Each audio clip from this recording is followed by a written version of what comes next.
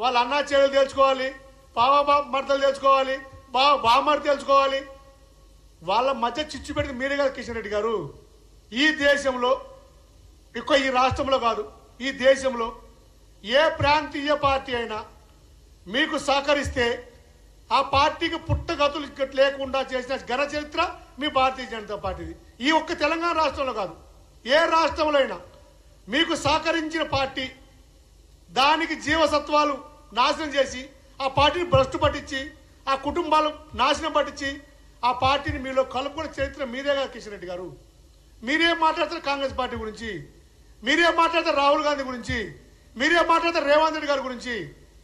రేవంత్ రెడ్డి గారి గురించి రాహుల్ గాంధీ గారి గురించి మీకు అర్హత ఎక్కడిది? రేవంత్ రెడ్డి గారు ఏం తప్పు మాట్లాడతాడు?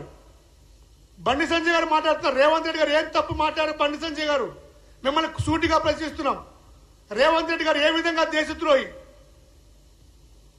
మీరు కేంద్ర మంత్రిగా ఉండి అవాకు చెవాకులు మాట్లాడుతూ కనీస పరిజ్ఞానం లేకుండా, కనీస భాషా పరిజ్ఞానం లేకుండా, సమయం లేకుండా, విచక్షణ జ్ఞానం లేకుండా మాట్లాడే మీరు ఈ దేశానికి కేంద్ర మంత్రులు. మా కర్మ. పార్లమెంట్లో మాట్లాడడానికి చేత కాదు, పబ్లిక్ లో మాట్లాడడం చేత కాదు. నువ్వు మాట్లాడేది నీకు అర్థం కాదు, పబ్లిక్ అర్థం కాదు. మీరు రేవంత్ రెడ్డి గారు దేశద్రోహి అని ఎట్టంటారు? ఏం తప్పు మాట్లాడారు రేవంత్ రెడ్డి గారు? ఏం తప్పు మాట్లాడని అడుగుతున్నాం. ఈ దేశ సమగ్రత కోసం, ఈ దేశ సమైక్యత కోసం, ఈ దేశ అభివృద్ధి కోసం, ఈ దేశ అభ్యున్నతి కోసం ప్రతి క్షణం పాటుపడిన కుటుంబం రాహుల్ గాంధీ గారి కుటుంబం. స్వాతంత్రోద్యమానికి ముందు, స్వాతంత్రోద్యమం తర్వాత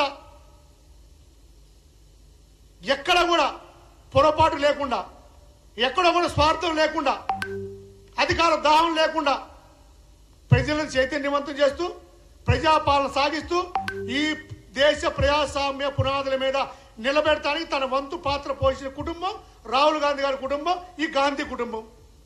మీరు వాళ్ళ గురించి అవాకులు చెవాకులు మాట్లాడుతుంటే మీ మాటలు వింటూ ప్రజలు ఊరుకోవాలా? ఏం రేవంత్ రెడ్డి గారు తప్పు మాట్లాడాడు? మిమ్మల్ని ఒకటే అడుగుతున్నాం. మీరు యుద్ధం చేసే ముందు అఖిల పక్షాన్ని పిలిచిన వాళ్ళు, యుద్ధం సెండగా మానుకునే ముందు అఖిల పక్షం కాదు, కనీసం ఇంప్రమేషన్ లేకుండా యుద్ధం ఆపేశారు. అది ఎందుకు జరిగిందని అడుగుతున్నాం తప్ప. రాహుల్ గాంధీ గారు మిమ్మల్ని ఒకటే అడిగారు, పార్లమెంటు సమావేశాన్ని ఏర్పాటు చేయండి, ఈ దేశ ప్రజలకు నిజాలు తెలియజేయండి, వచ్చిన కష్టాన్ని తెలియజేయండి,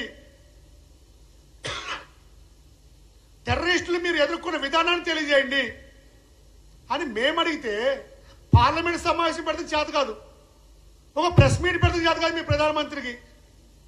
కానీ అక్కడెక్కడో ఉన్న ట్రంప్ ఫోన్ చేయగానే వణికి పోసుకొని యుద్ధం బంద్ చేస్తారు. మీరు ఏం సాధించారు యుద్ధం చేసి?